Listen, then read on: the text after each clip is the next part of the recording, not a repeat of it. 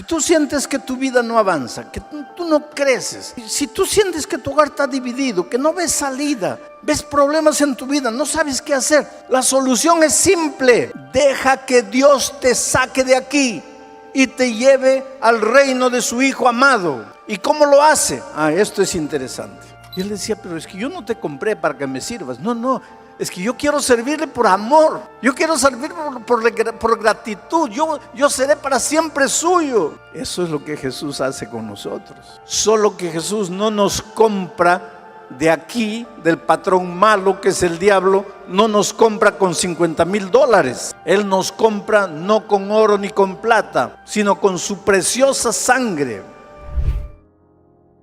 Esta noche vamos a abrir Colosenses capítulo 1, versículos, a partir del versículo 10, voy a ir hasta el 14. Bueno, para que tú entiendas, primero tengo que decirte que Pablo está hablando: ¿para qué recibiste a Cristo? ¿Para qué le entregaste la vida a Jesús? ¿Para qué aceptaste el Evangelio? Entonces él responde en el versículo 10 y dice: para que andéis como es digno del Señor, agradándole en todo, llevando fruto en toda buena obra y creciendo en el conocimiento de Dios. Quiere decir, has aceptado a Jesucristo, has aceptado el Evangelio para andar como es digno del Señor, agradándole en todo, llevando fruto en toda buena obra y creciendo en el conocimiento de Dios. ¿Y para qué más? Para que seas fortalecido con todo poder, conforme a la potencia de su gloria. ¿Y para qué? Para que tengas paciencia y longanimidad.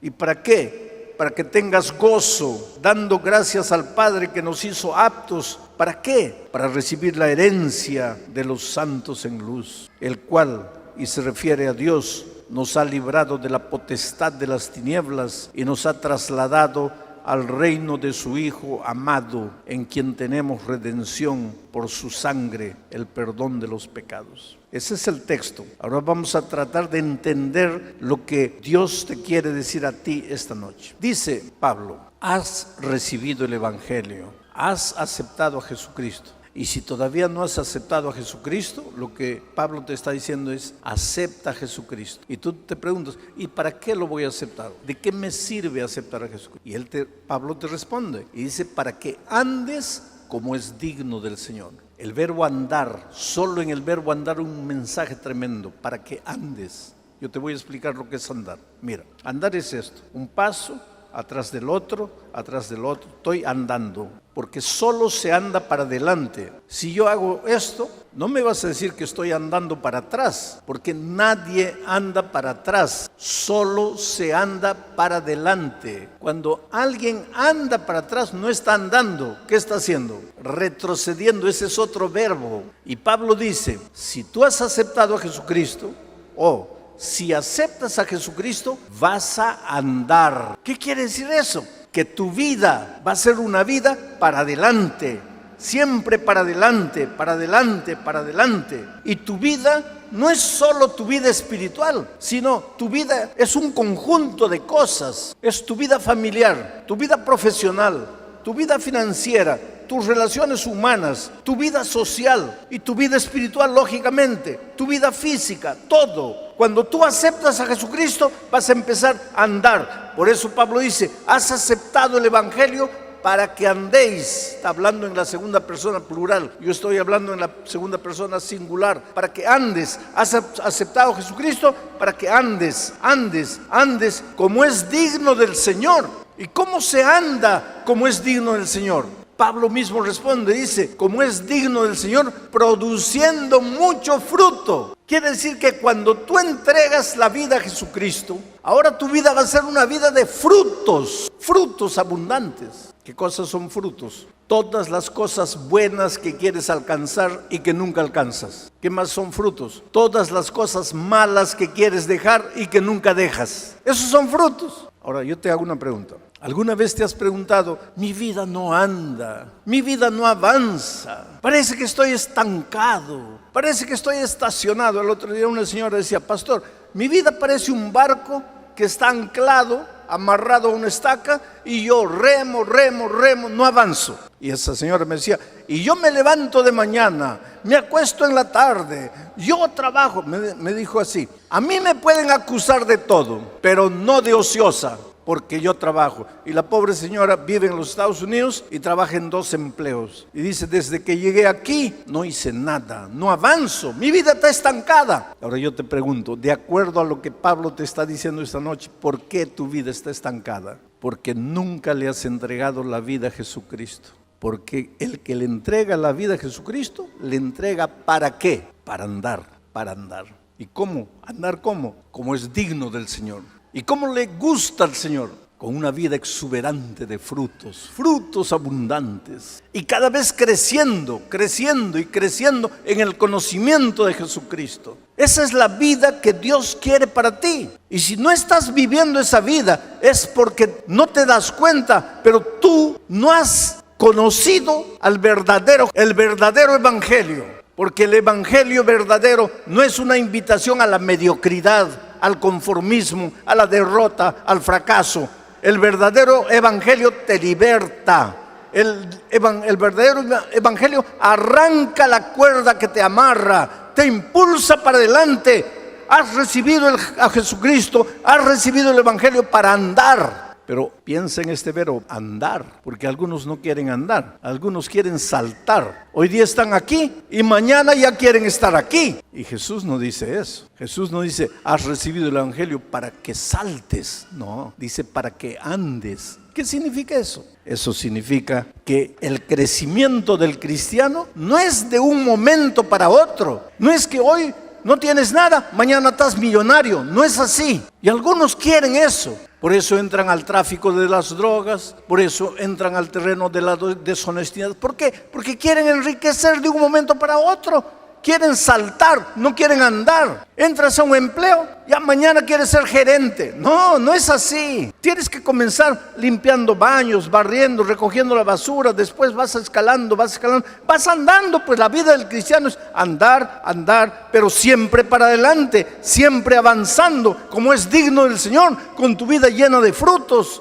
creciendo. El evangelio llega a tu vida para eso. Cuando yo era niño, yo tenía un sueño, yo quería ser jugador de la NBA. ¿Saben lo que es la NBA? Campeonato de básquet de los Estados Unidos, de esa gente que mide 2 metros arriba. Y con ese tamaño aquí, pues yo estaba mal, ¿no? Entonces mi sueño era crecer. Entonces, ¿qué hacía? Yo iba a la pared, agarraba un clavo y medía, hacía una raya y veía. Entonces al día siguiente venía, me miraba, la raya igual. Al día siguiente comía bastante lechuga, tomate, espinaca, todo lo que mi mamá decía que había que comer para crecer.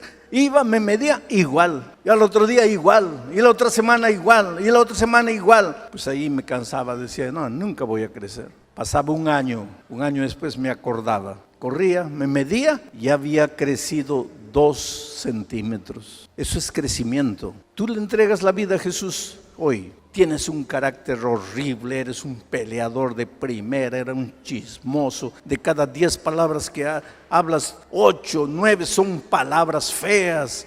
Fumas, bebes, usas drogas, haces escándalo, tienes una vida desordenada. Ahora, tú te entregas a le entregas la vida a Jesucristo. Mañana eres un angelito santo. No, tienes que tener paciencia. Deja que el Espíritu de Dios trabaje en tu vida. Vas ahora a aprender a andar. Y Dios te va lapidando. Lo maravilloso de Dios es que cuando tú le entregas la vida a Él te toma en sus manos piedra bruta. Pero no te ve como piedra bruta, te ve como un diamante, como el diamante que vas a ser lapidado por Él, trabajado por Él. Y entonces tú vas andando y vas creciendo y Él te va lapidando y vas andando, vas creciendo, te va lapidando y un día vas a llegar a ser un diamante precioso. Ahora mira, este texto es fabuloso. Mira lo que dice Pablo. Para que andéis como es digno del Señor, agradándole en todo, llevando frutos en toda buena obra y creciendo en el conocimiento de Dios. Y has aceptado a Jesucristo también para que seas fortalecido con todo poder. ¿Y para qué? Para que tengas paciencia y longanimidad. Esto es interesante. Cuando tú aceptas el Evangelio para recibir el poder de Dios. ¿Para qué? Para cambiar tu carácter y para que te vuelvas un hombre, una mujer paciente. ¿Y sabes por qué? Porque la raíz de todos tus problemas es tu carácter. ¿Por qué tu hogar se deshizo? Por celos, y el celo es un defecto de carácter. Por egoísmo, y el egoísmo es un defecto de carácter. Por abuso, y el abuso es un defecto de carácter. Por terco, y la terquedad es un defecto de carácter. ¿Por qué pierdes el empleo?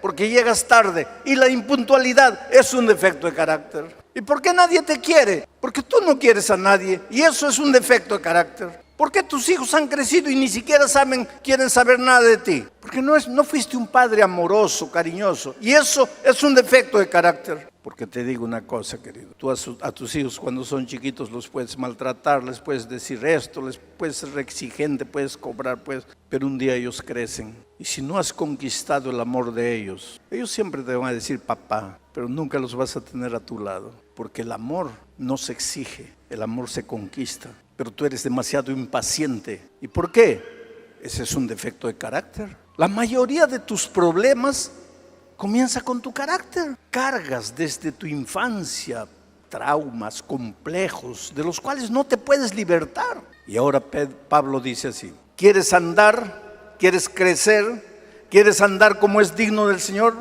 ¿Quieres ser un hombre victorioso? ¿Quieres ser una mujer feliz? Entonces entrégate a Jesús. Porque cuando te entregas a Jesús vas a recibir el poder. ¿Para qué? Para cambiar tu carácter. Pastor, ¿cómo me prueba eso? Fácil. Hubo un hombre llamado Juan que llegó a Jesús. ¿Saben cómo era su apodo? Le decían el hijo del trueno. Ahora imagínate, para que le pongan a un hombre de apodo el hijo del trueno, el tipo no debe haber sido una mansa palomita. Este Juan era un miserable, egoísta, ambicioso. Explosionaba por cualquier cosa. Un minuto después ya estaba pidiendo perdón, ya estaba llorando, pero ya hiciste la tontería. Hablar perdón es la cosa más fácil. Lo difícil es no tener que pedir perdón, es decir, no dar motivo para que después estés llorando y pidiendo perdón. Pero yo cuánta gente encuentro, pastor, es que yo no quería, pastor, yo no quise, pastor, pero es más fuerte que yo. Yo sé que es más fuerte que tú. Y ni yo ni tú podemos cambiar nuestro carácter, y esto es lo que nos arruina. Hogares deshechos, gente que no se quiere ver, rencor en el corazón, odio, amargura, dolor. ¿Por qué? El carácter. Porque te digo una cosa, la vida es linda. No hay cosa más linda que la vida cuando se sabe vivir. Porque la vida es como un espejo. Tú de mañana te miras al espejo. Si tú sonríes, ¿qué te va a devolver el espejo? Una sonrisa. Si tú gruñes, ¿qué te va a devolver el espejo? El gruñido. Si tú amenazas, ¿qué te va a devolver el espejo? La imagen. La vida es como un espejo. Hay gente que dice así: a mí nadie me ama. ¿Por qué será? ¿Por qué tú no amas a nadie? A mí nadie me comprende. ¿Por qué será? Porque tú no te esfuerzas por comprender a las personas. ¿Sabes? Una de las cosas que nos hace sufrir es que nosotros queremos que el mundo sea como nosotros queremos. Que todas las personas sean como nosotros queremos que sean. No, querido. En la vida hay de todo. Y tú tienes que aprender a aceptar a las personas como son para ser feliz. De otra manera no vas a ser feliz. Entonces, el carácter. Ahora viene Pablo y te dice: no te preocupes con tu carácter. Acepta a Jesús. Y cuando aceptas a Jesús, ahí viene el poder. Poder. Esa palabra poder me gusta porque en griego es la palabra dynamus, de la cual viene nuestra palabra en español dinamita. El evangelio es dinamita. ¿Y para qué dinamita? Para cambiar tu carácter. ¿Para qué sirve la dinamita? Esto es interesante, porque tú vas abriendo la carretera en tu camino para avanzar y de repente encuentras una roca enorme. Ya no puedes, ay, no puedo. ¿Y qué es esa roca? Mi carácter, no puedo cambiar. ¿Sabes que yo encuentro dramas en la vida? Gente me dice: pastor, yo amo a mi esposa, amo a mis hijos, y por eso no entiendo lo que hago. ¿Y qué haces? Los agredo, los golpeo. Y esa gente llora y dice: pero pastor, si yo no amara a mi esposa, si yo no amara a mis hijos y los golpeara, tendría sentido. Pero es que yo los amo. ¿Y por qué los maltrato? Por tu carácter. Entonces tú estás avanzando en la vida. Encuentras una piedra enorme, no puedes. Ahí viene el poder, la dinamita del evangelio. ¿Y para qué sirve?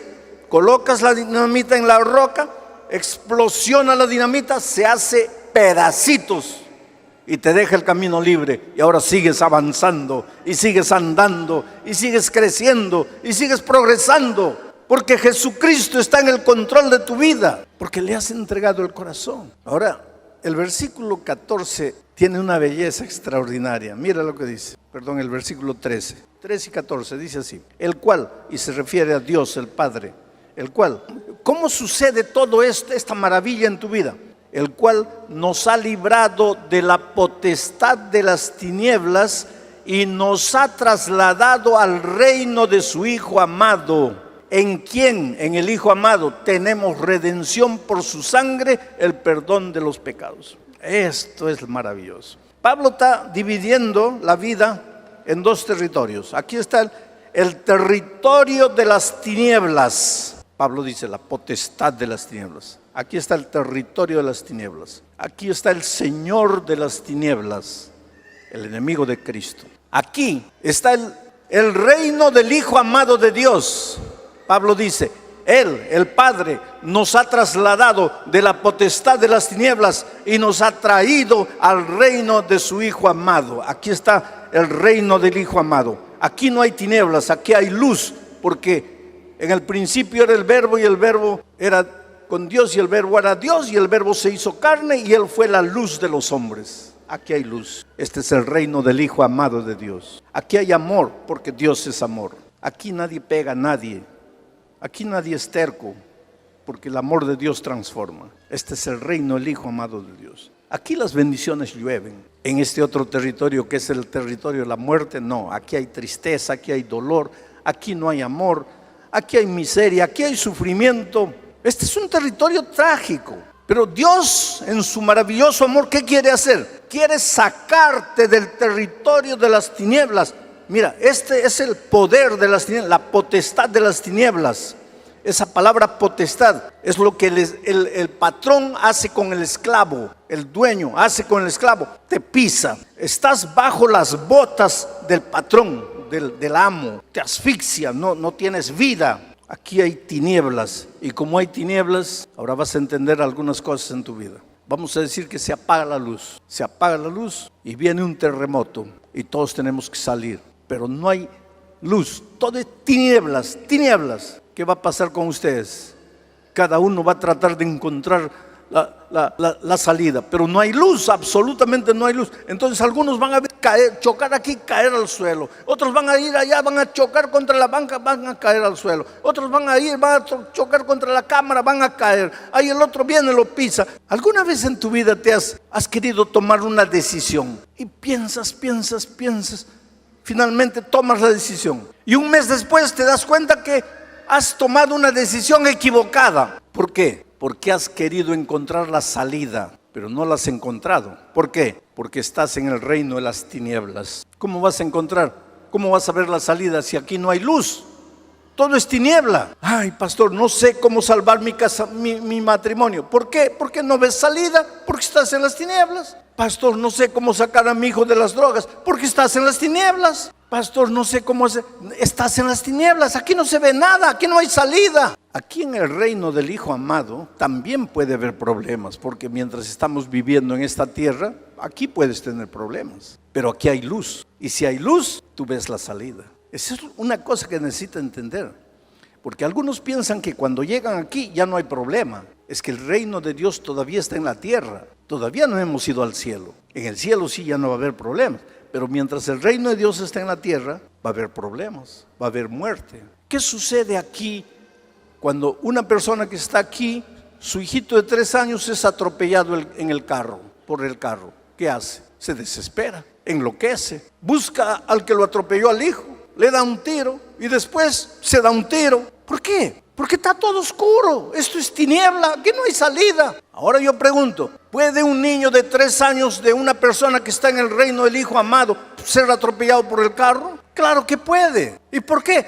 Porque el reino de Dios todavía está en la tierra. ¿No dice Jesús que en esta tierra, cuando llueve para los malos y para los buenos? Cuando sale el sol, sale para los justos y para los injustos. Entonces cae un avión, muere gente que no tenía a Dios, pero muere gente que amaba a Dios. Vivimos en un mundo, hay crisis en este mundo, hay tiroteo por aquí y por allá. Muere el hijo de un hombre que ama a Dios y está en el reino de la luz, y sin embargo el hijo muere. Entonces, pastor, ¿cuál es la diferencia?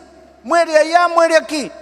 Pues es que muere allá, te desesperas, enloqueces, matas y te matas. Y aquí no, aquí lloras, lógico, sufres, pero ahí ves la luz y ves la salida y encuentras el camino, porque el Hijo amado dijo: yo soy el camino, la verdad y la vida. Esa es la diferencia. Entonces, si tú sientes que tu vida no avanza, que tú no creces, si tú sientes que tu hogar está dividido, que no ves salida, ves problemas en tu vida, no sabes qué hacer, la solución es simple: deja que Dios te saque de aquí y te lleve al reino de su Hijo amado. ¿Y cómo lo hace?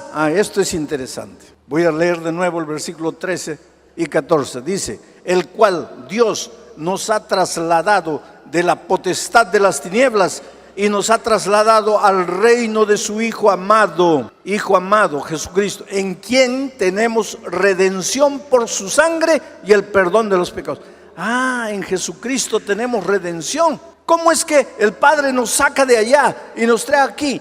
Por la muerte de su Hijo, porque en Jesucristo tenemos redención. Ahora te voy a explicar lo que es redención. En los tiempos de Pablo había por lo menos 5 millones de esclavos en el imperio. 5 millones de esclavos. Querido, el esclavo no tiene vida, el esclavo no tiene sueño, no tiene proyecto. ¿Tú crees que el esclavo puede ir mañana a París y pasar una semanita ahí andando por las calles de París? ¿Un esclavo puede? Dime, ¿puede o no puede? No puede. ¿Y tú podrías irte mañana a París, pasarte una semanita y volver? ¿Tienes dinero para eso?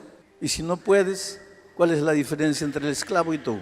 Tú te das cuenta. Es que el esclavo no es solo el que está pisado por el patrón, estás pisado por las circunstancias, estás pisado por la vida. Este es terreno de esclavitud. Aquí el Señor de las tinieblas te tiene prisionero. No puedes comprar una casa, no puedes comprar un carro, no puedes ir para allá, no tienes vida. Y todavía vives esclavizado de drogas, de vicios, de cigarro y de eso, aquello, la promiscuidad. ¿Qué vida es esto? Esto no es vida. Pero Dios no quiere que vivas esta vida. Dios quiere que vivas la vida de allá, del reino del Hijo amado. Pero tú estás esclavizado. Bueno, en los tiempos de Pablo había 5 millones de esclavos. Pero también había gente buena, gente rica. Siempre hubo gente rica en la historia. Y hay ricos malos y hay ricos buenos. Esos ricos buenos se llamaban mecenas.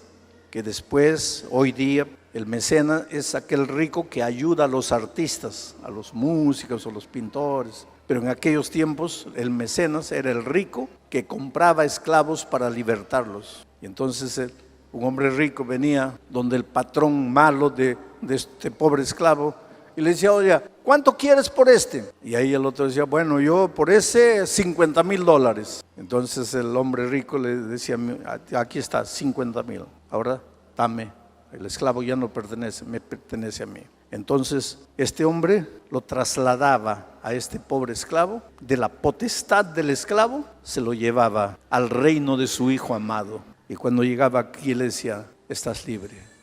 ¿Qué? ¿Estás libre? ¿Qué? ¿Estás libre? Usted me compró para dejarme libre. Sí, ya no le perteneces al amo, pero tampoco me perteneces a mí. Estás libre. Y muchos esclavos, la mayoría de ellos, caía de rodillas y le decía: Señor, gracias, pero yo no sé vivir. Toda mi vida he sido esclavo. Yo quiero quedarme aquí en su reino para servirle eternamente. Y él decía: pero es que yo no te compré para que me sirvas. No, es que yo quiero servirle por amor. Yo quiero servir por gratitud. Yo seré para siempre suyo. Eso es lo que Jesús hace con nosotros. Solo que Jesús no nos compra de aquí, del patrón malo que es el diablo. No nos compra con $50,000. Él nos compra no con oro ni con plata, sino con su preciosa sangre. Porque viene donde él y dice: oye, ¿para qué lo quieres a este hombre? Para hacerlo sufrir. ¿Cuánto quieres? El diablo le dice: no, yo no quiero dinero, yo quiero tu vida. Si tú mueres, si tú derramas tu sangre, yo te lo suelto. Y Jesucristo vino porque te ama. Tú eres lo más precioso que Dios tiene en esta vida. Oh querido, Tú jamás vas a entender lo que te estoy diciendo. Tú eres precioso. La vida puede haberte maltratado. La semana pasada estuve predicando en Italia. Un muchacho de 18 años, lindo muchacho, lleno de vida. Viene llorando y me dice: pastor, mi padrastro abusó de mí durante años. Hoy cargo en mi vida complejos, traumas. Soy un homosexual. No puedo libertarme. Es más fuerte que yo. Esta vida es cruel, ¿sabes? Esta vida a veces te agarra, te da un golpe en el hígado, te deja tambaleando, no sabes qué hacer. Tal vez en este momento estoy predicando, tú estás con el corazón partido, te han traicionado, te han herido, te sientes rechazado. A veces te miras en el espejo y dices: mi vida es un fracaso,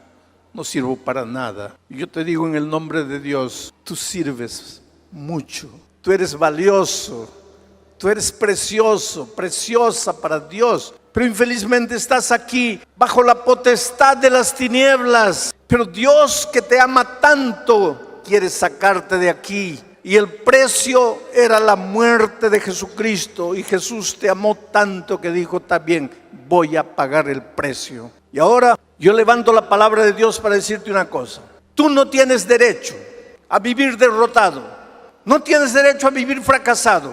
No tienes derecho a vivir atormentado por el peso de la culpa de tus pecados. Tú todo lo que tienes que hacer es decir: Señor, yo acepto tu ofrenda de amor. Yo acepto tu muerte. Yo acepto tu sangre. No quiero más vivir aquí. Yo quiero ir al reino del Hijo amado. Señor, haz un milagro en mi vida. Yo no puedo. Yo me siento amarrado. Yo no tengo fuerzas. Yo cargo traumas en mi vida, pero tú eres Dios, tú eres poderoso. Y en ese momento la mano maravillosa de Jesús viene y te toca y te traslada del reino de la potestad de las tinieblas al reino de su Hijo amado. Yo estaba predicando en el Perú hace muchos años. Un guerrillero viene llorando y dice: pastor, para mí no hay perdón. Yo he matado decenas y decenas de personas, hombres, mujeres, niños, arrodillados, llorando, pidiéndome perdón. Yo les he quitado la vida. Yo merezco morir. Yo soy malo. Para mí no hay perdón. No importa quién eres. No importa lo que has hecho. No importa cómo has vivido. ¿Qué dice Pablo? Él nos ha trasladado al reino de su Hijo amado, en quien tenemos redención y tenemos el perdón de los pecados. Perdón. Y cuando Jesucristo estuvo en esta tierra dijo: todo pecado le será perdonado al ser humano. Adulterio, fornicación, uso de droga, tráfico de drogas, asesinato, robo, asalto a mano armada, homosexualismo, prostitución. Todo pecado le será perdonado al ser humano. Lo único que tienes que hacer es reconocer: Señor, soy un pecador, soy malo, necesito de ti. Y en ese momento la mano poderosa de Dios viene y te toca y te dice: hijo, tus pecados están perdonados, vete y no peques más. Por eso la Biblia dice: hoy es el día de buena nueva, hoy es el día de salvación. Y por eso necesitas entregarte a Jesús. ¿Para qué? Para todo lo que Pablo te dijo, para que tu vida ande, para que crezcas, para que vivas en el reino del Hijo amado, para que salgas de la potestad de las tinieblas, para que restaures tu matrimonio, restaures tu vida, para que respires aire limpio. Es para eso que tienes que entregarte a Jesús. Pero llega el momento en que Dios te va a devolver todo lo que el diablo te quitó. El doble de hacienda, el doble de dinero, el doble de camellos, el doble de ganado. Muchas veces sientes que ya no puedes resistir de tanto dolor, de tanto sufrimiento. Aguanta un poco. ¿Por qué? Porque ese tu dolor se va a transformar en alabanza, gloria y honra. ¿Pero cuándo? Y ese tu fe cuando es práctica, tiene que ser probada. Tiene que ser probada. Porque el sufrimiento es como el dolor. Si tú comienzas a levantar pesas, comienza a doler. Levantas 10, ya pesa y comienza a doler. Al día siguiente 15, duele. Al otro día 20, duele. Pero después te agarran aquí, pura piedra. Así es la fe. Cuanto más te duele, cuanto más dolor viene, cuanto más sufrimiento, tu fe más fuerte, más fuerte, más fuerte. Porque el texto para esta noche son el versículo 7, 8 y 9. Quiero decirles que el autor de la epístola de Pedro es Pedro. Algunos estudiosos de la Biblia no creen que Pedro fue el autor. Porque Pedro habla de profunda teología profunda, pero era un simple pescador, un hombre tosco, pueblerino, yo diría un hombre casi ignorante. Y por eso es que muchos estudiosos de la Biblia dicen, ¿cómo es que un hombre así, sencillo, simple, sin mucha instrucción, un pescador inculto, cómo pudo haber escrito la epístola con un contenido teológico profundo? Es que la gente que a veces discute eso no conoce el poder transformador de Cristo. Yo conozco gente que aprendió a leer leyendo la Biblia y hoy día es gente culta, pero su primer paso fue la convivencia con Dios. Porque cuando Dios llega a tu vida, no te transforma solo en la vida espiritual, te hace crecer intelectualmente, te hace crecer profesionalmente, te hace crecer en todas las áreas de la vida, inclusive financieramente. Pero tú no tienes que buscar a Jesús por causa del crecimiento profesional ni financiero, ¿no? Tienes que buscar a Cristo para transformar tu vida. Y cuando tú te dejas transformar por Jesucristo, pues Él termina la obra que ha empezado en ti, porque Él nunca comienza un trabajo y lo deja por la mitad, Él lo termina. Y ahora encontramos aquí un Pedro teólogo, cuando fue un simple pescador. Nunca estudió una facultad de teología, nunca hizo maestría, nunca hizo doctorado, y hoy día los doctores en teología gastan horas y horas para tratar de entender a Pedro. Y yo estoy analizando la epístola de Pedro. Ayer Pedro estaba hablando de la fe. Pedro decía así: no te preocupes con relación al día de tu salvación. Si te vas a salvar o te vas a perder, no te preocupes. Tú vas a ser protegido por la fe. La fe te va a proteger. Y anoche yo estaba explicando que la fe es la confianza que tú tienes en Dios. Cuando tú dices yo tengo fe, estás diciendo yo confío en Dios, la confianza en Dios. Pero para que tú puedas confiar en Dios, tienes que convivir con Dios. Porque tú no puedes confiar en alguien que no conoces y no puedes conocer a alguien con quien no convives. Ustedes no me conocen, pero mi hijo sí me conoce. Ustedes no me conocen, pero mi esposa sí me conoce. ¿Por qué? Porque ellos conviven conmigo. Ustedes no. Ustedes me ven una vez, pero eso no es conocer. No es porque me viste escuchar predicar un sermón y ya conozco al pastor Bullón. Conoces mi cara, pero no conoces cómo reacciono yo delante de las dificultades, delante de los momentos difíciles. Pero los que conviven conmigo sí, porque para conocer a una persona hay que convivir. Entonces, para confiar en Dios tienes que convivir con Dios. Si no convives con Dios, no lo puedes conocer. Y si no lo conoces, no puedes confiar. Y si no confías, no tienes fe. Entonces, ¿qué fe te va a guardar para el día final? Porque Pedro en el texto de anoche decía, es la fe la que te va a guardar para el día de la salvación. Conocer a Jesús. ¿Cómo se convive con Jesús? Estudiando la Biblia todos los días, aunque no tengas ganas de estudiar la Biblia. ¿Por qué digo aunque no tengas ganas? Porque generalmente no te va a dar ganas de estudiar la Biblia. ¿Por qué? Porque tienes naturaleza pecaminosa, y a la naturaleza pecaminosa pues le gusta ir a la iglesia, cantar, emocionarse, escuchar un sermón y listo ya. Eso es lo que le gusta a la naturaleza pecaminosa, pero eso no es convivir con Dios. Si tú quieres convivir con Dios, tienes que estudiar la Biblia todos los días, aunque no tengas ganas de estudiar. Tienes que orar, aunque no tengas ganas de orar. Y tienes que buscar a una persona y traerla para Jesús, como hizo Claudia. Conoció el Evangelio, fue y trajo a Jesús y ahora tiene la alegría de verlo. Eso es lo que tienes que hacer. Entonces tu fe, esa confianza en Dios te va a guardar para el día final. Pero entonces ahora entramos al texto de hoy. Para que sometida a prueba vuestra fe. ¿Qué cosa es vuestra fe? Vuestro conocimiento de Dios, vuestra confianza en Dios. Quiere decir que tu fe va a ser sometida a prueba. Y va a ser sometida a prueba mucho más preciosa que el oro. Esto es interesante. Los mineros agarran el oro y lo ponen a altas temperaturas de fuego. ¿Para qué? El oro es colocado a tan altas temperaturas de fuego que el oro se vuelve líquido. Comienza a hervir el oro de tanto calor. comienza a hervir el oro. Y entonces le echan algunas mezclas químicas para que toda la escoria vaya saliendo. Y sale toda la escoria y se queda el oro puro. Y cuanto más fuego le ponen al oro, más puro se queda el oro.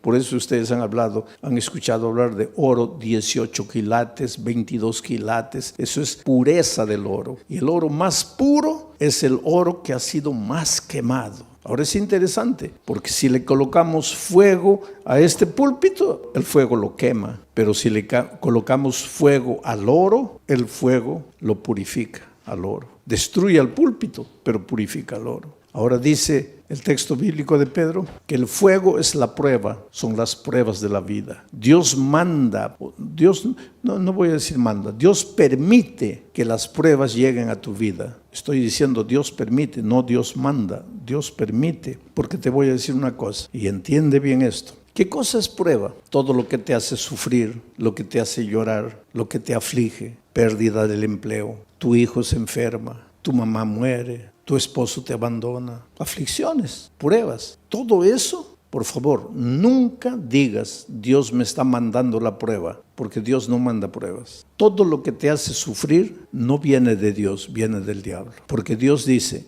he aquí los pensamientos que tengo acerca de ti, pensamientos de paz y no de guerra, pensamientos de amor y no de odio. Dios solo quiere lo mejor de lo mejor para ti, pero vives en un mundo de dolor. Hasta que Cristo venga, estamos peregrinando en el desierto del dolor de esta vida. Y muchas veces quien nos manda el sufrimiento, el dolor, es el diablo. ¿Y por qué te hace sufrir el diablo? Esto es interesante y esta noche vas a entender. ¿Por qué el diablo te hace sufrir? Tú no le has hecho nada al diablo. ¿Por qué te hace sufrir? Porque Él es el origen de la enfermedad, Él es el origen de los accidentes, Él es el origen de las tragedias. Todo lo que te va mal en la vida es porque Él está por detrás de eso. Pero ¿por qué te hace sufrir si tú no le has hecho nada al diablo? Ahora te voy a explicar. Es que el enemigo del diablo no eres tú, es Jesús. Él quiere derrotar a Jesús. ¿Te acuerdas en el cielo? El diablo se levantó queriendo usurpar el lugar de Jesús. Hubo una pelea en el cielo, dice Apocalipsis, hubo una batalla, el diablo perdió y fue expulsado del cielo.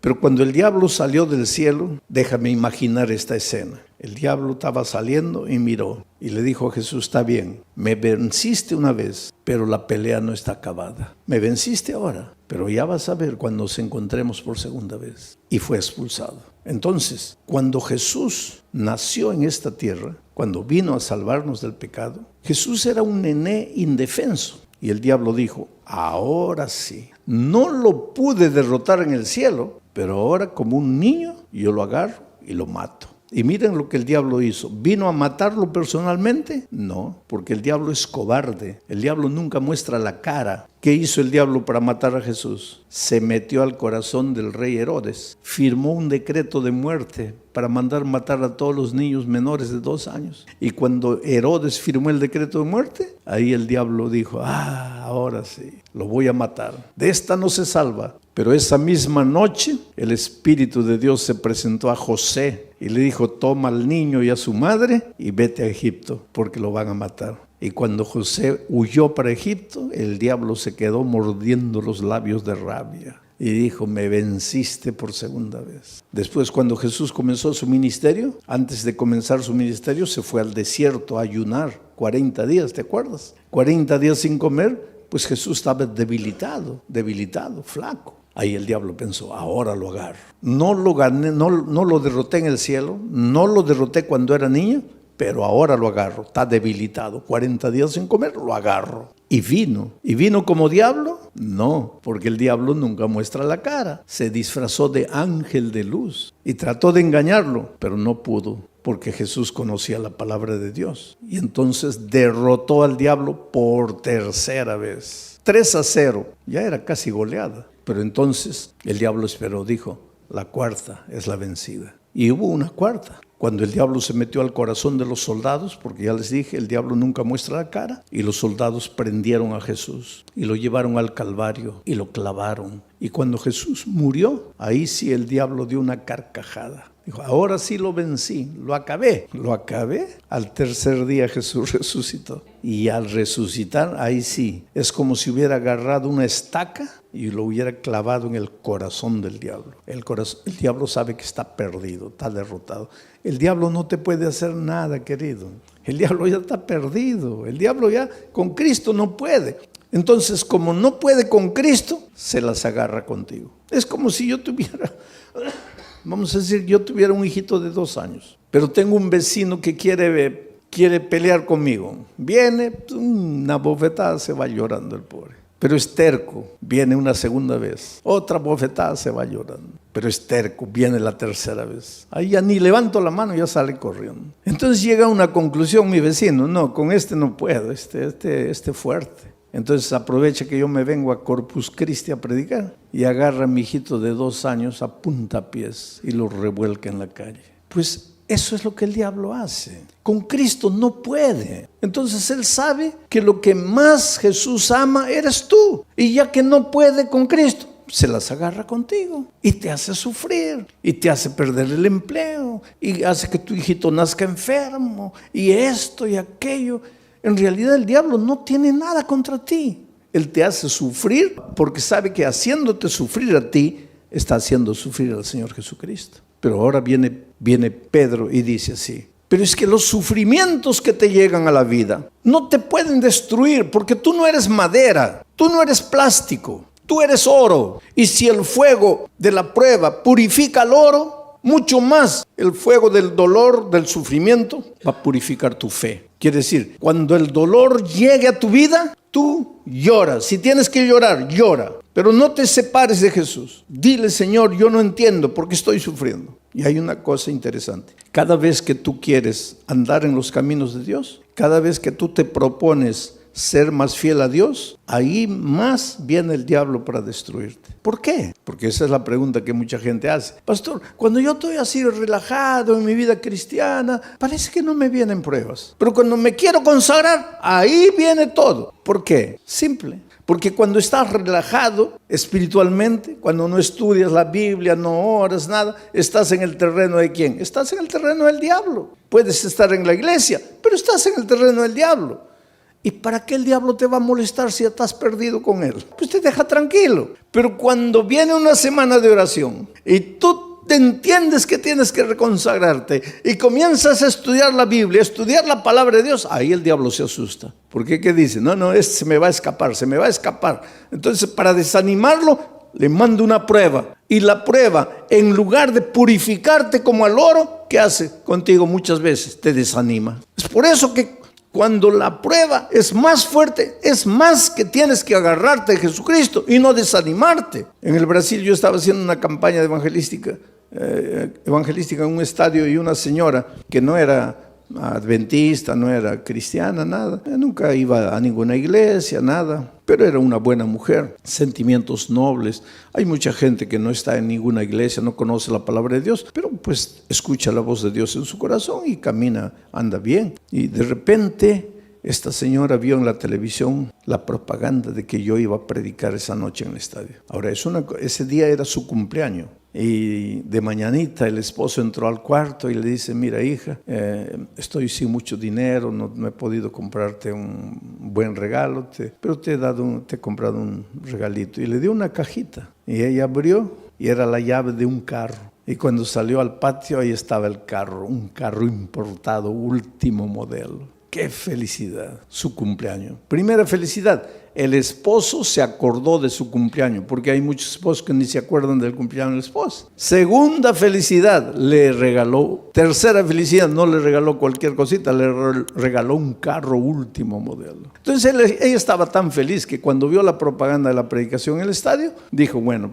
estoy tan feliz que me voy al estadio a agradecerle a Dios. Va a predicar ese pastor, voy a agradecer. Y se fue al estadio. Feliz de la vida, entró. En la hora del llamado se levantó, vino adelante, le entregó la vida a Jesucristo. Dijo, ay, qué día tan feliz. Hoy es mi cumpleaños, hoy mi esposo me regaló el carro, hoy me entregué a Jesús. No, este es el día más feliz de mi vida. Y cuando sale a agarrar su carro en la playa de estacionamiento, los ladrones se lo habían llevado. Ahí ella comienza a pensar, Toda mi vida no quise saber nada de iglesia, no quise saber nada de Dios y nunca me robaron ni un alfiler. Y hoy que le entrego mi vida a Cristo me roban el carro. ¿Qué Dios es ese? Ahí está la astucia del diablo. Tú preocúpate cuando no vienen pruebas a tu vida, querido. Porque a veces no vienen pruebas a tu vida porque el diablo está tranquilo contigo. ¿Para qué te va a mandar pruebas? Pero atrévete a entregarte al Señor Jesús, a caminar en sus caminos, que ahí viene el diablo con todo para desanimarte. Ahora vamos al texto bíblico una vez más. Para que sometida a prueba vuestra fe, sí, porque tu fe tiene que ser sometida,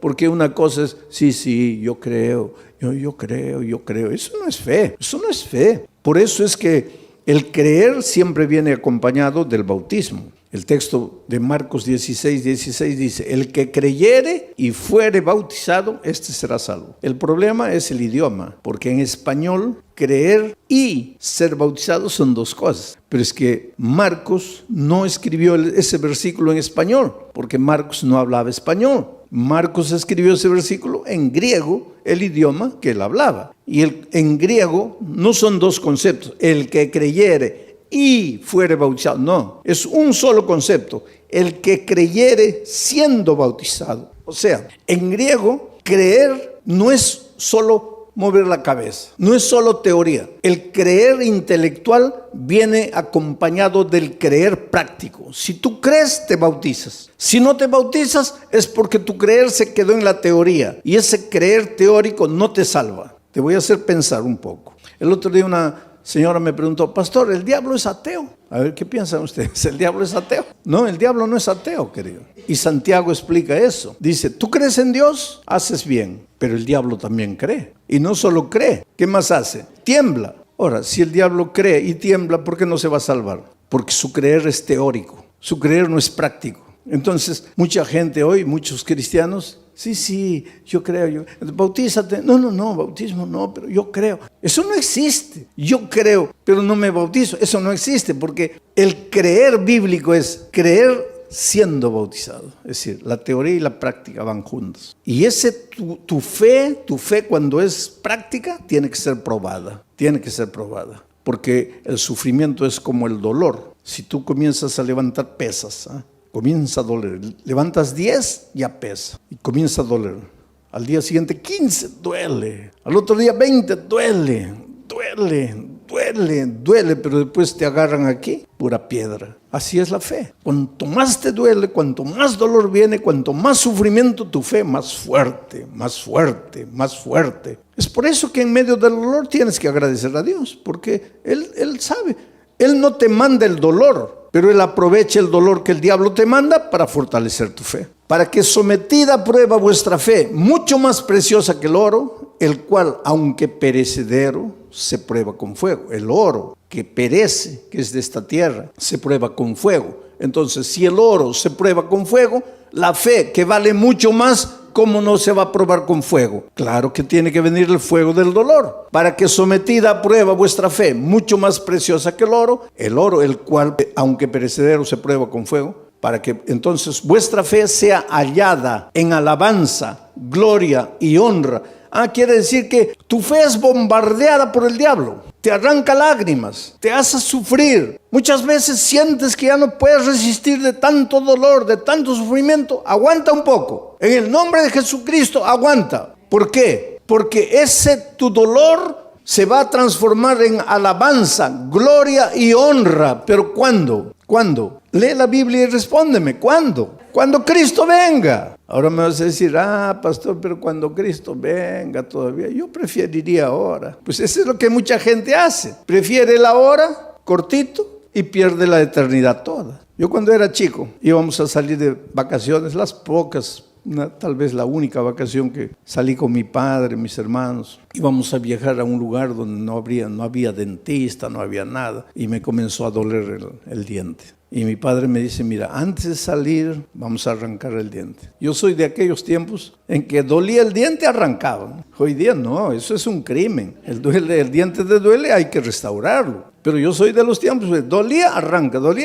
Había muchachitos de 20 años que ya no tenían un diente todo arrancado porque Comenzaba a doler, arrancaba. ¿Cómo ha progresado la odontología también hoy día? Es un asesinato arrancar un diente. Pero pues mi padre me dice, oye, vamos a arrancar el diente, porque no, pero me va a doler. ¿Cuánto te va a doler? Te va a doler un día, pero vas a disfrutar de las vacaciones. No. Oye, vamos a ir a un lugar donde no hay dentista. Vamos a arrancar el diente. No, que no. Fuimos de vacaciones y el dolor aumentó y aumentó y aumentó. Se me arruinaron las vacaciones. Todo el mes llorando de dolor. Y ahí mi padre me decía, ahí, yo no te dije, mejor sufre un día y disfrutas de 30 días de alegría. Ahora, tú preferiste el día de gozo y 30 días de sufrimiento. Entonces la vida cristiana es igualita, querido. En este mundo vas a encontrar dificultades, especialmente si quieres seguir a Jesucristo, porque el diablo es astuto. Tú tienes un buen empleo, pero ahora descubres que el sábado es el día santo del Señor y quieres guardar el sábado. Ya vienen los problemas. Pero hay una cosa, no te desanimes. El diablo te puede hacer sufrir un día, 2 días, 3 días,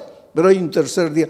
Cuando Cristo murió en la cruz del Calvario, el diablo dio la carcajada y dijo, ahora sí lo vencí, se acabó. Al siguiente día el diablo seguía dando la carcajada, lo vencí, lo maté. Al tercer día amaneció dando la carcajada y de repente la carcajada del diablo paró en seco, porque la tierra se abrió y Cristo resucitó. El diablo se puede reír de ti hoy, se puede reír de ti mañana, pero al tercer día va a tener que tragar la carcajada, porque Dios puede permitir que el diablo te haga sufrir un día, 2 días, 3 días, pero llega el momento en que Dios te va a devolver todo lo que el diablo te quitó. Así fue con Job, le quitó la hacienda, le quitó los hijos, le quitó el dinero, le quitó todo, la esposa prácticamente, le quitó todo. Pero cuando llegó el momento, Dios le devolvió todo. Y se lo devolvió en doble. El doble de hacienda, el doble de dinero, el doble de camellos, el doble de ganado, el doble de hijos. Lo único que no le devolvió en doble fue la mujer. Pero todo lo demás le devolvió en doble.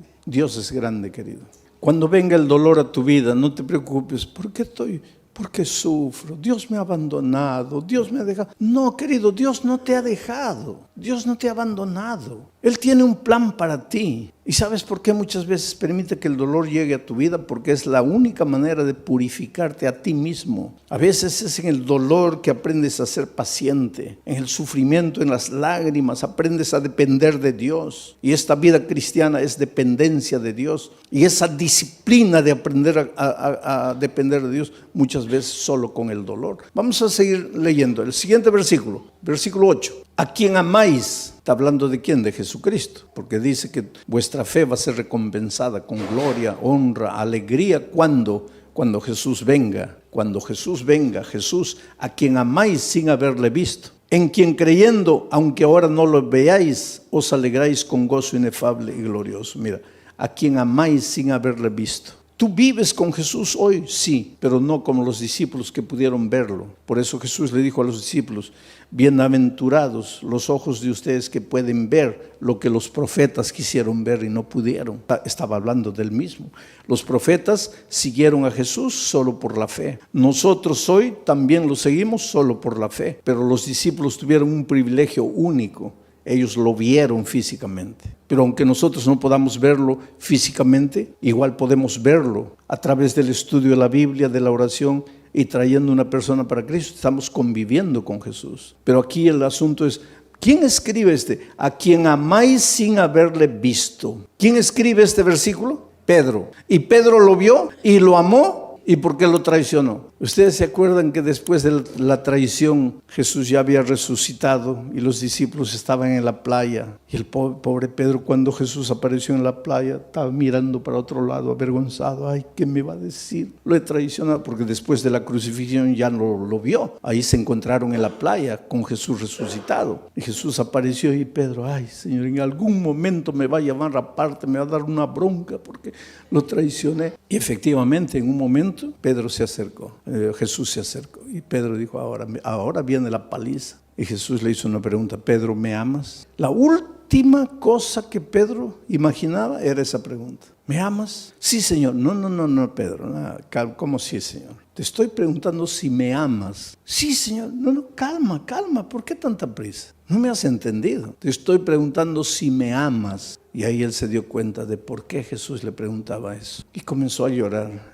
y dijo: Señor, yo sé, tú sabes todas las cosas. Tú no tienes ninguna razón para creer que yo te amo. Te he fallado, pero me das la oportunidad de amarte. Y Jesús le dijo: claro que sí. Y todavía te voy a confiar una misión: predicar el evangelio. Y algunos días después, Pedro se levanta para predicar un sermón y bautiza a 3,000 personas. La pregunta esta noche es: ¿tú quieres resistir en la prueba? Cuando el dolor venga, ¿no quieres traicionar al maestro? Entonces la pregunta es: ¿tú amas al Señor Jesús? Porque Pedro después de haber pasado todo eso dice: a quien amáis sin haberla visto. ¿Por qué dice a quien amáis sin haberla visto? Porque él sí lo había visto. En quien creyendo, aunque ahora no le veáis, os alegráis con gozo inefable y glorioso. Lo que Pedro está diciendo es: tú, aunque no lo veas físicamente, lo puedes amar. Y Pedro, cuando se levantó, se arrepintió y le dijo a Jesús que lo amaba, dice la tradición, la Biblia no dice eso, pero la tradición dice que él fue crucificado.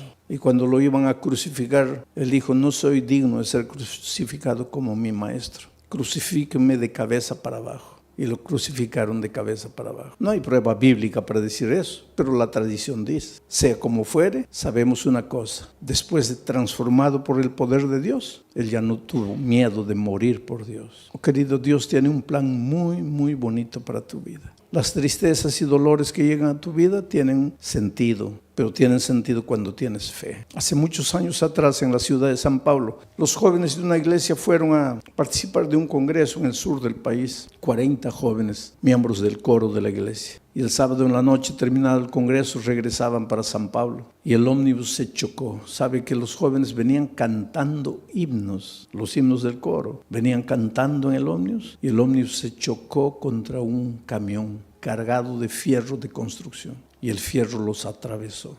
Así los hizo como los peruanos me van a entender, como anticuchos. Los atravesó. 22 jóvenes murieron. Al día siguiente los periódicos publicaron una noticia. Y un periódico atrevido publicó así: ¿dónde estaba Dios cuando sus hijos cantaban? ¿Por qué no los cuidó? Es que el dolor es un misterio, ¿sabes? Tal vez en este momento tú te preguntes: ¿dónde estaba Dios cuando mi hijito de 3 años murió? ¿Qué culpa tenía mi hijito para morir como murió de leucemia? ¿Qué mal había hecho? Es que no necesitas hacer mal para sufrir. El diablo se deleita en hacerte sufrir. Pero el dolor es como el fuego sobre el oro: o te purifica o te destruye. Interesante que entre esos jóvenes que habían muerto, había una chica que hace 6 meses había sido bautizada contra la voluntad de sus padres. Ella tenía 22 años, una joven. El día que se bautizó, el padre le dijo: mira, olvídate que yo soy tu padre, que tú eres mi hija. Lo peor que podría haberme sucedido en la vida es que tú traicionaras la fe de tus padres, de tus abuelos, de tus bisabuelos. Pero la niña no había conocido solo la teoría del evangelio, sino que el evangelio se había hecho carne en su vida, de tal manera que ella se volvió una hija tan dulce, tan cariñosa, pero la madre y el padre nunca aceptaron el calor, el cariño, el amor de la hija. Aquel viernes de tarde en que se iban para el congreso, ella fue a despedirse del papá y le dijo: mira, papá, me estoy yendo a Curitiba con los jóvenes de la iglesia. Y él le dijo: ¿y qué me avisas a mí? Tú no haces lo que te da la gana, tú no te metiste a esa iglesia, tú no te bautizaste. ¿Y qué vienes a avisarme que te vas? Tú siempre haces lo que te da la gana, vete a donde quieras. Y ella le dijo: sí, papito, pero yo vine a darte un beso, me voy.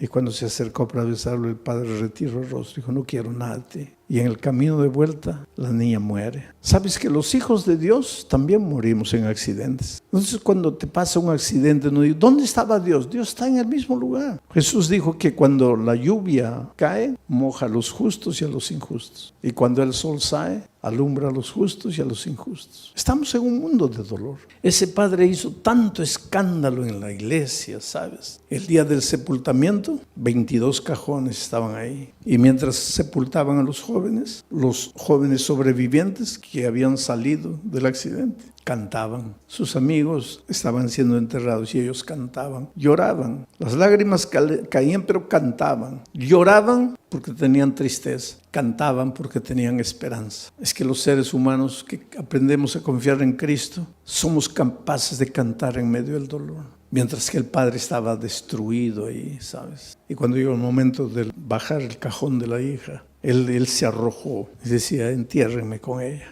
quiero morir. y abrazando al cajón le decía: mira, hijita, el viernes me quisiste dar un beso y yo no sabía que era el último beso y te rechacé. Por favor, perdóname. Quiero morir, quiero morir, quiero morir. Fue una escena triste, dramática, cuando sacaron al padre, terminó el entierro, todos se fueron. El hombre se quedó solito junto a la tumba de su hija. Y la mejor amiga de su hija, que salió viva del accidente, que fue justamente la que la llevó al evangelio, al conocimiento de la palabra de Dios. Ya cuando se estaba yendo, volteó y vio que el papá de su amiga estaba ahí junto a la tumba y dijo: voy a volver. Yo sé que él no quiere hablar con nadie, pero voy a volver. Y volvió y se paró junto a él. Y él la miró: ¿qué quieres? Le dijo: mire, su hija va a resucitar. ¿Qué? Su hija va a resucitar. ¿Cómo va a resucitar? Porque la palabra de Dios dice, y te voy a leer aquí, porque él le había dicho: yo no entiendo, yo no los entiendo a ustedes. Ustedes son locos. Yo estoy aquí destrozado, mi hija muerta, y ustedes cantando. Ustedes son locos. Ustedes no tienen sentimiento. Y pues la chica le dice: sí, señor, pero usted se dio cuenta que nosotros no solo cantábamos, también llorábamos. Llorábamos porque nos da tristeza que nos estamos despidiendo en esta vida. Pero cantábamos porque tenemos la esperanza, porque su hija va a resucitar y yo la voy a abrazar a mi amiga. Pero ¿cómo va a resucitar? Y entonces la hija agarró el texto bíblico y le dice: aquí está. Cuando suene la trompeta, los muertos en Cristo resucitarán primero. Su hija va a resucitar porque murió en Cristo. Y ese hombre que estaba derrotado abrió los ojos así, dice: ¿quiere decir que mi hija va a resucitar? Sí, Señor. ¿Quiere decir que yo la voy a poder ver? No sé, Señor. ¿Cómo no sabe? ¿No dice que va a resucitar? Va a resucitar. Pero entonces la voy a ver. Ahí no sé. ¿Pero cómo no sabes? Porque dice: los muertos en Cristo. Mi pregunta es: ¿usted está en Cristo? Si usted está en Cristo, la va a ver, la va a abrazar, va a vivir eternamente con ella. Pero si usted no está en Cristo, ¿y qué hago para estar en Cristo? Porque yo quiero abrazar a mi hija. Y ella le dijo: abra su corazón aquí. Dígale que ama a Jesús, que quiere caminar con Él, que quiere estudiar su palabra. Y tú sabes que ese hombre se bautizó, la esposa se bautizó, los hijos. Yo solo imagino el día de la resurrección, cuando la niña resucite, transformada para vida eterna, y vea venir a abrazarla a su padre, a su madre, a sus hermanos, todos vestidos de vestiduras blancas y corona de justicia en la cabeza. Y la hija diga: ustedes que me persiguieron, que me maltrataron por causa de la fe, ustedes están. Y el padre les diga: hija, tal vez si tú no hubieras muerto, nosotros nunca nos hubiéramos rendido a Jesús. El dolor no llega sin motivo. El dolor tiene un motivo. El dolor llega para purificarte. A veces llega para sacudirte, para hacerte pensar. Por eso la Biblia dice: hoy es el día de buena nueva. Hoy es el día de salvación. Y por eso te voy a hacer una invitación. Esta invitación no es para los miembros de iglesia bautizados, porque ustedes un día pues ya se levantaron, ya fueron adelante entregándole la vida a Cristo. Esta invitación es para ti, querido, que estás estudiando la palabra de Dios, estás conociendo el evangelio. Esta noche has recibido la invitación de un amigo, de un vecino, de un compañero de trabajo, de un pariente, y has venido esta noche. Pero esta noche quieres decirle: Señor Jesús, yo quiero amarte. Yo te entrego mi vida, yo quiero estudiar más tu palabra, yo quiero conocer el evangelio, yo quiero prepararme para ir al cielo cuando tú vengas. Pero si tú quieres ser cristiano, tienes que comer la palabra de Dios todos los días, aunque no te guste. En segundo lugar, tienes que orar en todo tiempo. No es solo orar de mañana, orar a mediodía, orar en la noche. Orar en todo tiempo, 24 horas por día. Pero pastor, ¿y a qué horas voy a trabajar? ¿A qué hora voy a estudiar? ¿A qué horas voy a comer? ¿Voy a dormir? Pues tienes que aprender a dormir con Cristo. Tienes que aprender a tomar baño con Cristo, a comer con Cristo, a dirigir tu carro con Cristo, a trabajar con Cristo, a estudiar con Cristo.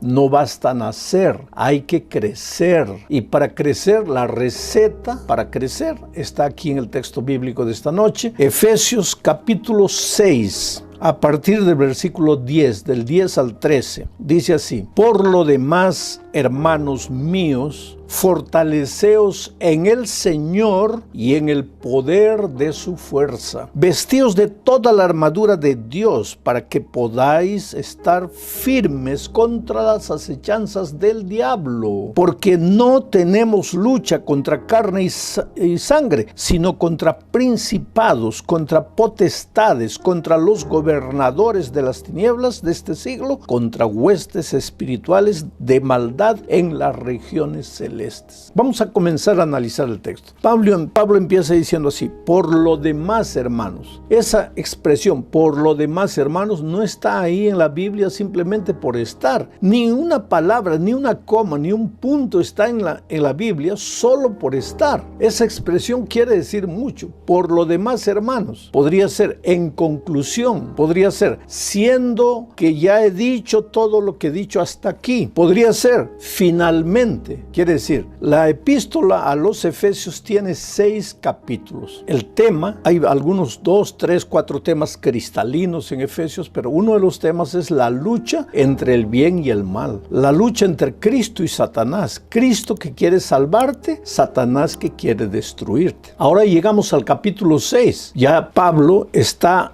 encerrando, está concluyendo. Por eso dice, por lo demás, hermanos. O sea, en conclusión, ya que he dicho todo lo que he dicho hasta aquí. Por lo demás, hermanos. ¿Y qué viene a seguir? Por lo demás, hermanos míos, fortaleceos en el Señor y en el poder de su fuerza. Fortaleceos en el Señor. ¿Y por qué fortaleceos en el Señor? En el versículo 3 explica, dice, porque en el versículo 12, porque no tenemos lucha contra sangre y carne, sino contra los gobernadores de las tinieblas de este siglo, contra huestes espirituales de maldad en las regiones celestes.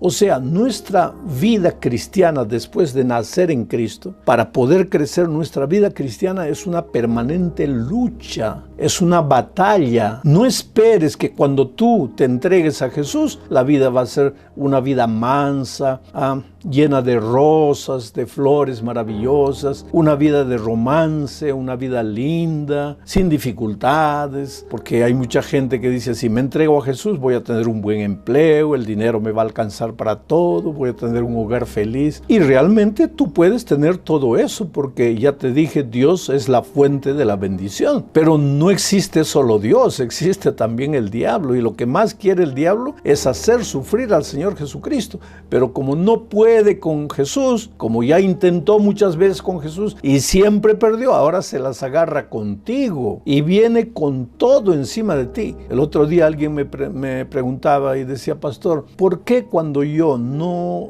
conocía a Jesús, no conocía el Evangelio, todo me iba bien? No digo muy bien, pero razonablemente bien, tenía empleo, peleando, la familia iba adelante, el dinero me alcanzaba, en fin, todo me iba bien. Pero ahora que me entregué a Jesús, todo me va mal. Parece que la lucha aumentó, viene lucha de todo lado, pelea de todo lado. Entonces él preguntaba, ¿por qué, pastor? Y yo te pregunto a ti, ¿por qué tú crees? Oh, querido, porque cuando estabas en las garras de Satanás, cuando estabas en las garras del enemigo, ¿para qué él se iba a dar trabajo de atormentarte, de crearte problemas, de traerte dificultades? Pues ya estabas en su red, pero atrévete a salir de la red del enemigo para que veas que él queda airado contra ti y viene con todo encima de ti. Pero pastor, ay, qué miedo, entonces no me entrego a Jesús. Calma, querido. No te puedo negar la realidad maligna del diablo. Pero ¿qué dice Pablo? Por lo demás, hermanos, fortaleceos en el Señor y en el poder de su fuerza. Fortaleceos en el Señor. Mira, el diablo tentó usurpar el trono de Jesús allá en el cielo. Hubo una pelea, fracasó. El diablo fue expulsado del cielo. Y yo imagino que cuando el diablo fue expulsado del cielo, se quedó así mirando a Jesús de lejos, pensando en su corazón, está bien, me derrotaste una vez, perdí aquí, pero espérate, no se pierde solo una batalla, yo vengo, espérame un poco. Y el diablo esperó, y el diablo es paciente, ¿sabe? Una de las cosas buenas que el diablo tiene es que no se cansa, intenta, es terco, eres insistente, no se desanima. A veces los cristianos a la primera prueba ya nos desanimamos. Si el diablo fuera así, estaríamos maravillados porque viene, no puede y se va. No, él viene, no puede, pues intenta la segunda vez. Falló con el Señor Jesucristo en el cielo y dijo, está bien, me venciste ahora, pero ya vienes después. Y cuando Jesús nació para salvar al ser humano en esta tierra, nació como un niño, el diablo dio una carcajada en el universo y dijo, bueno, en el cielo me ganaste, pero ahora estás como un niño en la tierra y yo voy a aprovechar y te voy a matar. Y el diablo es cobarde, porque el diablo cuando quiere destruirte no viene mostrando la cara, porque si viniera como diablo, tú saldrías corriendo, el diablo no podría derrotarte. El diablo siempre se esconde, se disfraza. Y cuando Jesús fue niño, el diablo se metió al corazón de Herodes. Herodes firmó un decreto de muerte para todos los niños y los soldados salieron persiguiendo al Señor Jesucristo. Pero esa noche, querido, el ángel del Señor se presentó a José y le dijo, toma al niño y a su madre y vayan para Egipto. Quiere decir, el diablo puede firmar un decreto de muerte contra ti. Decir, bueno, tú acabaste, querido, tú no tengas miedo, porque el ángel del Señor acampa alrededor de los que le temen y los defiende. ¿Cuántas veces a lo largo de mi vida he encontrado manifestaciones diabólicas frente a mí? En una ocasión yo estaba hablando con un muchacho que era ateo, incrédulo, pero que estaba noviando con una joven de la iglesia y él le pidió, quiero hablar con tu pastor. Y entonces vino a hablar conmigo. Yo lo recibí, estábamos sentados frente a frente y él me hizo una pregunta, pastor, ¿por qué Dios no es amor? Claro que es amor. Entonces, nosotros los seres humanos debemos vivir en amor. Claro que sí. Entonces, ¿por qué su iglesia está contra mi amor entre mí y mi novia, que es de la iglesia? Si Dios es amor, ustedes deberían apoyar el amor. ¿Por qué ustedes están contra nuestro noviazgo? Y él estaba con esa pregunta y de repente, en medio del diálogo, el muchacho comenzó a cambiar de rostro. Se puso pálido, comenzó a babear, se agachó, después levantó el rostro, pero sus ojos ya eran unos ojos ladinos, llenos de maldad, inyectados en sangre, y me miraba así, a unos 80 centímetros de distancia. Me miró a la cara, a los ojos así, y me dijo, yo te voy a matar, yo no te hago nada y tú vives persiguiéndome, te voy a matar. ¿Me estás escuchando? Te voy a matar. Y yo sabía que en ese momento yo no estaba hablando con ese muchacho, yo estaba hablando con el diablo estaba ahí presente. Y yo incliné el rostro y en mi corazón clamé a Dios y dije, Señor, ayúdame. Y cuando yo abrí los ojos, el muchacho estaba agachado y levantó los ojos. Me miró y me dijo, disculpe, pastor, me distraí. ¿Estábamos hablando de qué? Ni se dio cuenta que en un momento de mi diálogo con él fue poseído por el enemigo. Ahora yo te digo una cosa, querido. Eso sucedió hace años y años atrás. Yo te puedo contar muchas historias. Estoy aquí. ¿Qué es lo que hizo el diablo conmigo? ¿Qué hizo conmigo? Aquí estoy, entero, predicando el evangelio, jubilado hace 15 años y continúo predicando el evangelio. ¿Qué es lo que el diablo me hizo? El diablo no puede tocar la vida de un hijo de Dios. Ahora, no hay que ignorar la presencia del diablo. El diablo existe, pero pues Dios es Dios. El diablo perdió con Dios allá en el cielo. Entonces, cuando Jesús nació, dijo, ahora lo mato. Se metió al corazón de Herodes. Fracasó porque esa noche Jesús huyó para Egipto. Cuando comenzó su ministerio Jesús en la tierra, se fue a ayunar 40 días y 40 noches al desierto. Me impresiona que Jesús nunca empezaba una gran tarea sin orar, sin ayunar. Antes de casarte, ora, querido. Antes de comenzar un nuevo empleo, ora. Antes de abrir una empresa, ora. Antes de iniciar una campaña evangelística, ora. Ora, porque cuando oras, Dios está en el comando, Dios te dirige y llegas a donde quieres llegar, a donde el Señor te quiere llevar. Entonces Jesús se fue a orar al desierto. Y cuando estaba orando, el diablo apareció. ¿Apareció como diablo? No, pues el diablo nunca da la cara, el diablo se esconde, el diablo es terrible, querido, terrible. Te quiere destruir, se va a esconder, se va a disfrazar. Una vez yo encontré un borrachito llorando, me dice, pastor, si el diablo fuera un hombre como yo, vería lo que le pasa, yo le daría una zurra, llorando y borracho, con la botella en la mano. Y me muestra la botella y dice, pero este diablo cuando me quiere arruinar se mete en esta botella y ahí, pastor, yo estoy perdido, estoy fracasado. Ayúdeme, pastor. Oh querido, ¿qué te voy a ayudar yo? Tú tienes que clamar a Dios, pedir que Dios haga maravillas en tu vida. Y Dios es capaz de hacer, porque Él es poderoso. Bueno, el diablo se presentó a Jesús allá en el desierto, en forma de ángel de luz. Ángel, con cara de ángel. Y no solo con cara de ángel, sino con la Biblia abierta, diciéndole, aquí está escrito, si eres hijo de Dios, está escrito, si eres hijo de Dios, aquí está escrito. El diablo conoce la palabra de Dios, querido, y la estudia. Hay cristianos que tienen la palabra de Dios y no la estudian, pero el diablo conoce bien la palabra de Dios. Y sin embargo es diablo, y se viste de ángel de luz. Y entonces vino con la palabra de Dios abierta. Pero Jesús también conocía la palabra. Él es la palabra. Y el diablo fue derrotado por tercera vez. Primera vez en el cielo, segunda vez cuando era niño, ahora tercera vez. El diablo no se queda tranquilo. Ya no podría irse corriendo ahí, huyendo, despavorido, con miedo de Jesús, pero él no se rinde. Entonces, cuando Jesús estaba encerrando su ministerio,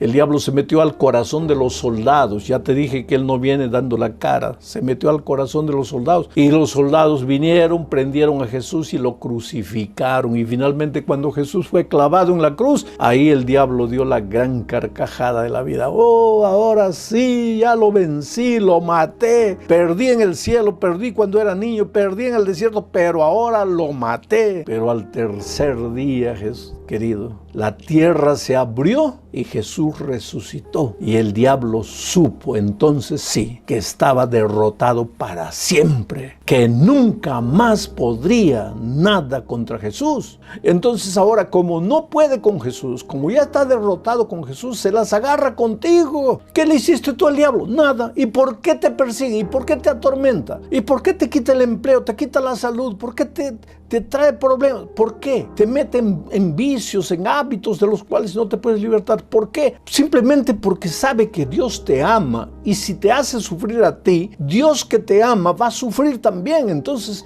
el diablo en realidad no tiene nada contra ti, tiene contra Jesús, pero como no puede con Jesús, se las agarra contigo. Entonces viene Pablo y dice aquí, hermanos, no quiero que ustedes ignoren que nosotros tenemos una batalla, una lucha. Es por eso que te digo, querido, bienvenido a la vida cristiana. Qué bueno que aceptaste a Jesús, qué bueno que estás haciendo planes para tu bautismo, pero ten en cuenta que el diablo no se va a quedar de brazos cruzados. Él va a venir con todo encima de ti, disfrazado de droga, de bebida, de sensaciones bonitas, de filosofías bonitas, de ritmos bonitos. El diablo va a venir con todo encima de ti para desanimarte, para destruirte, para acabar con tu familia, como lo ha venido haciendo hasta aquí. Jesús es tu única solución. Por eso Pablo dice, por lo demás, hermanos míos, fortaleceos en el Señor y en el poder de su fuerza, porque nuestra lucha es contra fuerzas espirituales. A una fuerza espiritual no la puedes vencer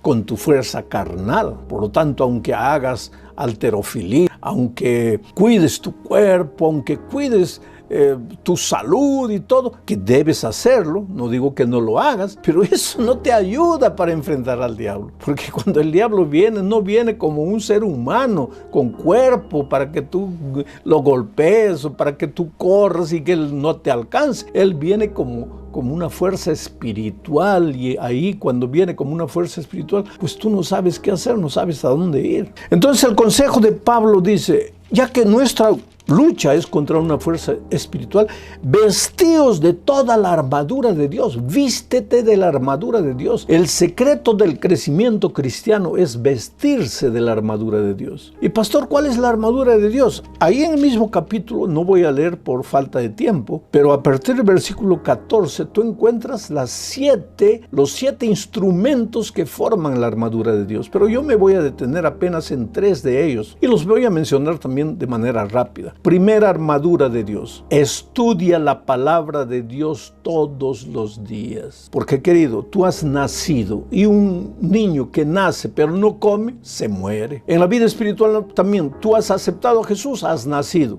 Pero un niño que naciste ahora espiritualmente, si no comes, te vas a morir. ¿Y cuál es la comida del cristiano? La palabra de Dios. Por lo tanto, tienes que estudiar la palabra de Dios, aunque no te dé ganas, aunque no tengas ganas. Yo cuando me enfermaba de niño, no quería comer, y mi madre, yo me acuerdo bien lo que ella me decía: hijito, enfermo que come no muere. Y yo quiero que tú escuches: cristiano que come la palabra de Dios todos los días no muere. El diablo puede venir trayendo las peores tentaciones, no vas a caer, porque cristiano que se alimenta de la palabra de Dios no muere. Entonces, cuando tú decides seguir a Jesús, caminar con Él, en lugar de estar pensando, bueno, ahora no puedo fumar, ahora no puedo beber, ahora no puedo hacer esto, ahora no puedo, no te preocupes con las cosas que no puedes, preocúpate con las cosas que necesitas hacer. Y una de las cosas que necesitas hacer para crecer en la vida cristiana es comer todos los días la palabra de Dios. Ah, pastor, pero no me gusta. Quiere decir que porque no te gusta espinaca, no la vas a comer. Oh, querido, si no comes espinaca, no vas a tener fierro, y tu sangre necesita fierro. Come espinaca aunque no te guste. Come brócolis aunque no te guste. Come cebolla aunque no te guste. En estos tiempos de pandemia, come ajo, que es un buen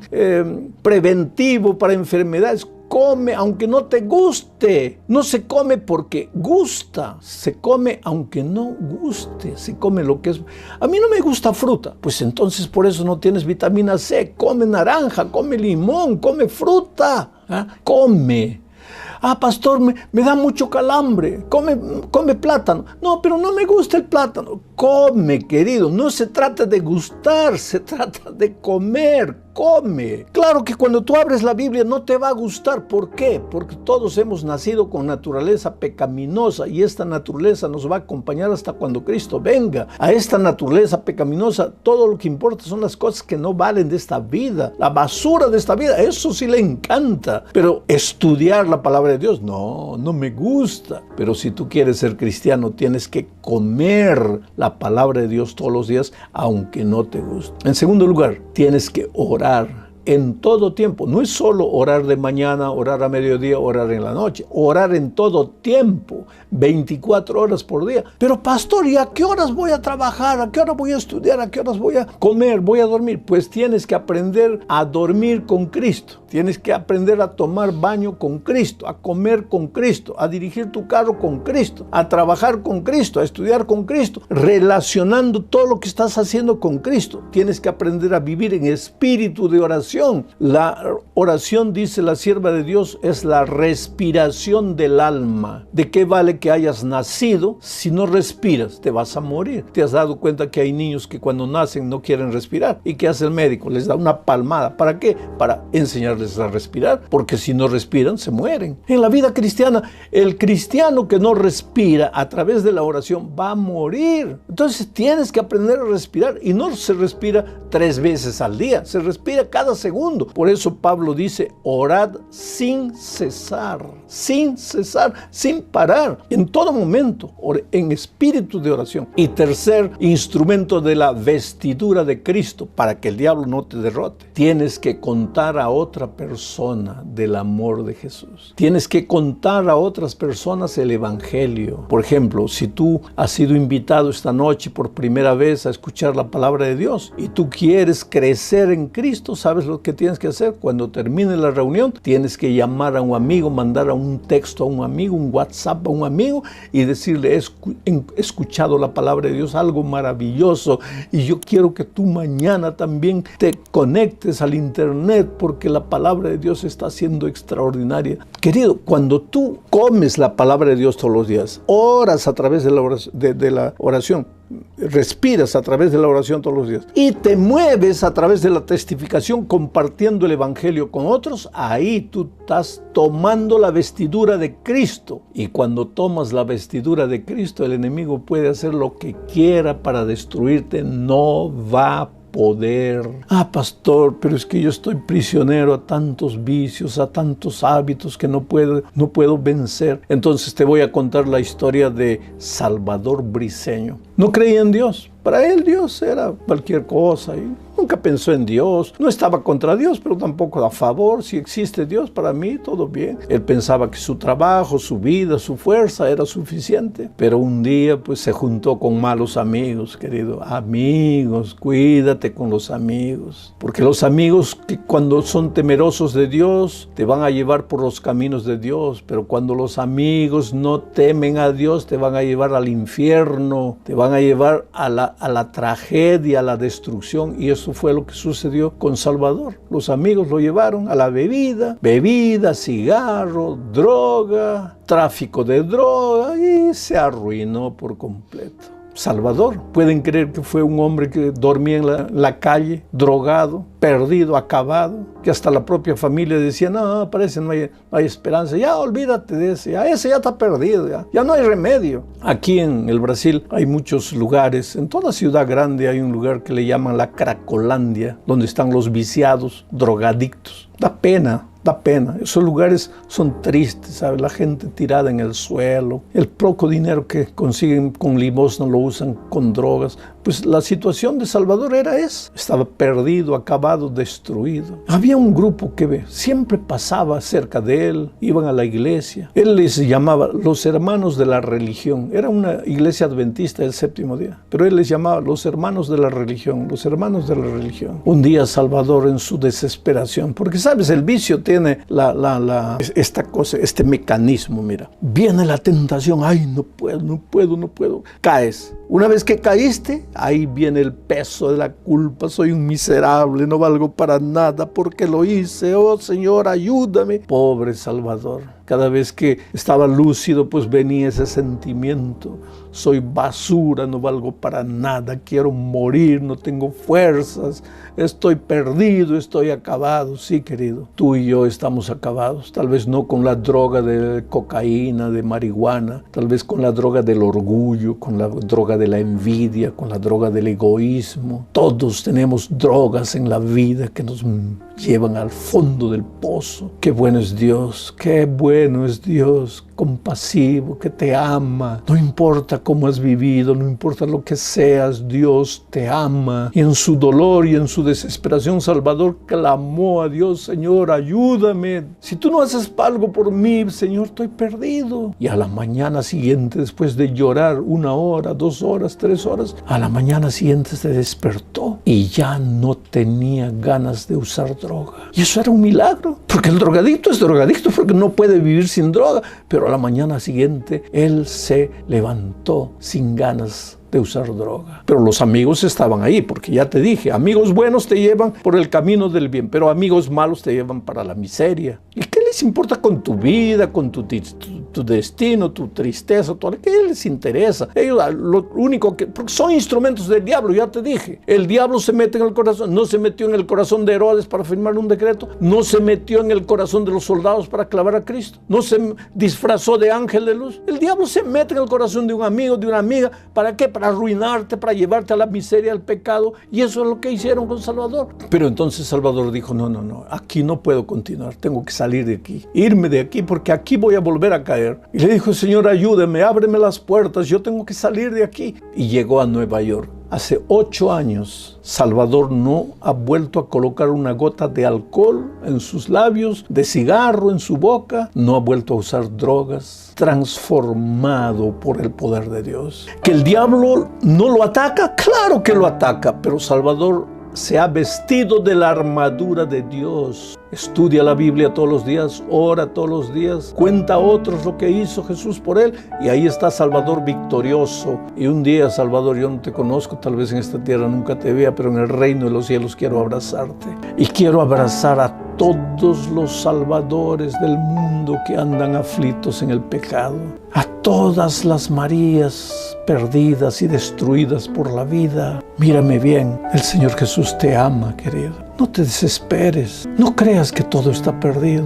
Ah, pastor, pero yo ya le he prometido a Dios tantas veces y no puedo. ¿Y qué importa eso? Levántate de nuevo. Dios nunca dejó de amarte. Y en este momento yo te voy a hacer una invitación para que tú te entregues a Jesucristo, para que le entregues la vida. Y si ya le entregaste la vida, para que decidas en tu corazón estudiar la Biblia todos los días, orar todos los días y buscar una persona para Cristo. Y si ya estás estudiando la Biblia, entonces que decidas esta noche que te vas a bautizar, porque una de estas noches yo te voy a explicar por qué debemos bautizarnos, en qué consiste el bautismo, qué significa el bautismo. Oh querido, que Dios te bendiga. Toma tu decisión, expresa tu decisión al amigo que está a tu lado, a la persona que te invitó para conectarte al programa, o entonces a través del internet. Expresa tu decisión hoy, ahora, en este momento. No es mañana, hoy, en este momento, ahora.